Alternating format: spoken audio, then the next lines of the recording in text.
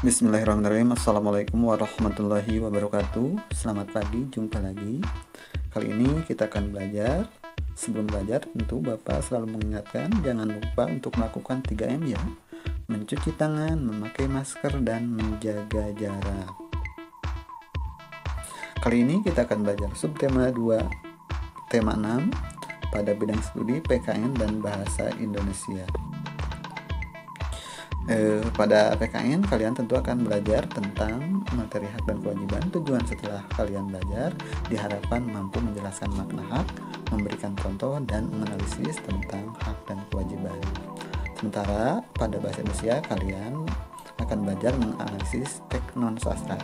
Tujuan setelah belajar kalian diharapkan mampu menemukan kalimat utama, menentukan ide pokok paragraf. Nah, sekarang kita mengamati gambar ya.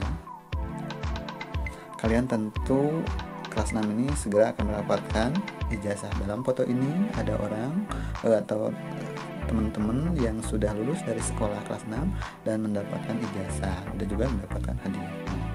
Kira-kira kalau ijazah atau rapot barangkali itu hak atau kewajiban ya?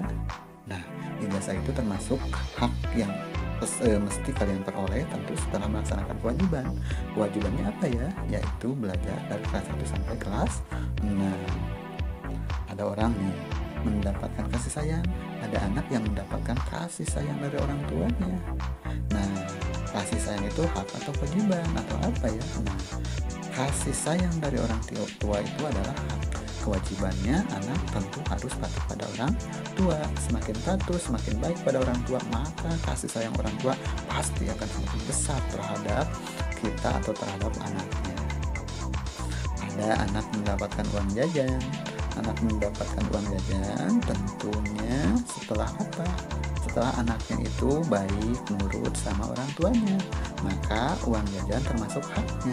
Sementara kewajiban anaknya itu patuh pada orang tuanya. Semakin anaknya baik pada orang tuanya, patuh, umpamanya mengikuti nasihat dan sebagainya, pasti orang tua mungkin semakin banyak ngasih uang jajan. Ketimbang kalau ada anak nakal, mungkin uang jajannya dikurangi atau mungkin di stop dulu ya. Nah, ada orang mendapatkan upah atau hasil dari pekerjaannya. Upah hak atau kewajiban ya? Nah, upah itu termasuk haknya. Kewajibannya apa?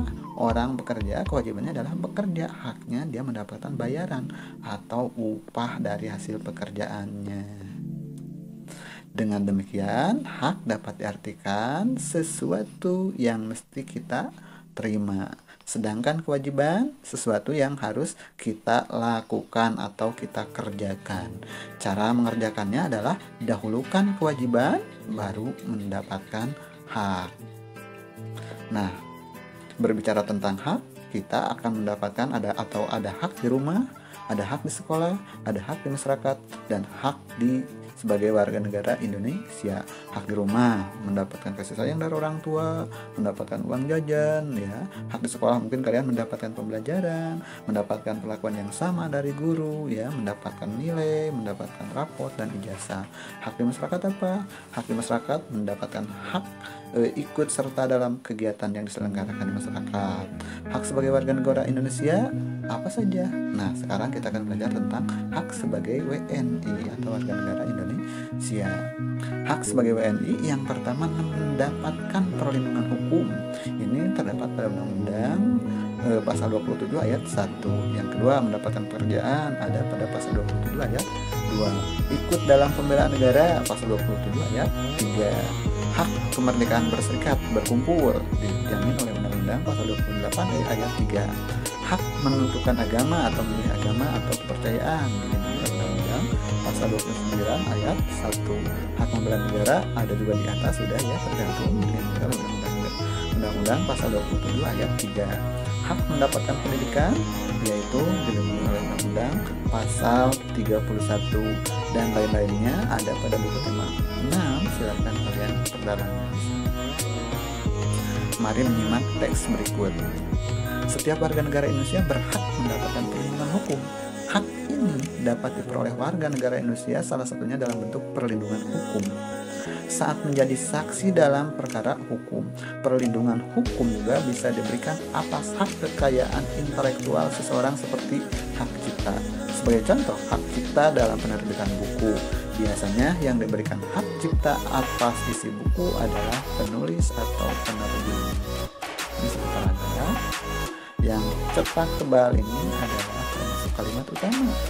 Setiap warga negara Indonesia berhak mendapatkan perlindungan hukum. Itu kalimat utamanya ada di awal ya, ada kemungkinan di awal atau di akhir ya kalimat utamanya. Gagasan utama atau ide paragrafnya itu, nah kalimat yang garis tebal tadi itu, setiap warga negara Indonesia berhak mendapatkan perlindungan hukum. Maka ide pokok paragrafnya ada pada kalimat utama, yaitu perlindungan hukum. Itu ide paragraf yang terdapat pada teks tersebut. Kalimat penjelasnya itu adalah kalimat yang membantu menjelaskan kalimat utama.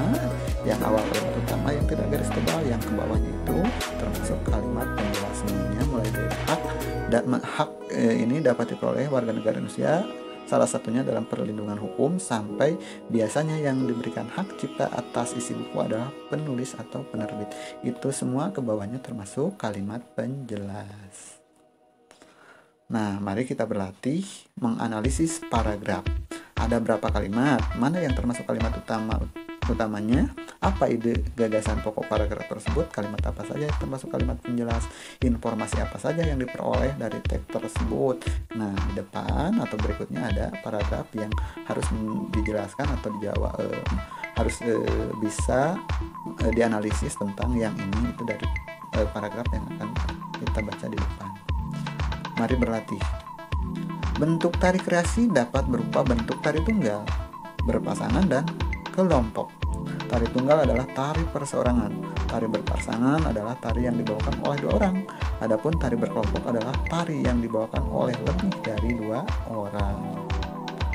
Nah, bentuk tari kreasi dapat berupa bentuk tari tunggal, berpasangan, dan kelompok. Ini termasuk kalimat utama yang garis tebalnya. Dalam kalimat utama terdapat ide pokok paragraf atau gagasan utama paragraf tersebut, yaitu bentuk tari kreasi. Yang ke bawahnya itu tari tunggal, tari perseorangan. Tari tunggal adalah tari perseorangan. Tari berpasangan tari yang dibawakan oleh 2 orang, termasuk sampai akhir, termasuk kalimat penjelasan. Kesimpulan yang telah kita pelajari hari ini, hak adalah sesuatu yang harus kita terima, kewajiban adalah sesuatu yang harus kita kerjakan atau lakukan. Dahulukan kewajiban lalu mendapatkan hak. Kalimat utama adalah kalimat yang bersifat umum pada sebuah paragraf, bisa terdapat di awal atau di akhir kalimat. Ide paragraf bisa ditemukan pada kalimat utama. Tugasnya jangan lupa ya melakukan 3M. Silahkan membaca buku tematik dan mengerjakan tugas sebaik mungkin. Jangan lupa bahagia agar imunitas kita selalu kuat. Salam PJJ. Walau kita jauh, kita tetap tangguh. Belajar tetap bergemuruh. COVID cepatlah menjauh. Salam sehat. Wassalamualaikum warahmatullahi wabarakatuh.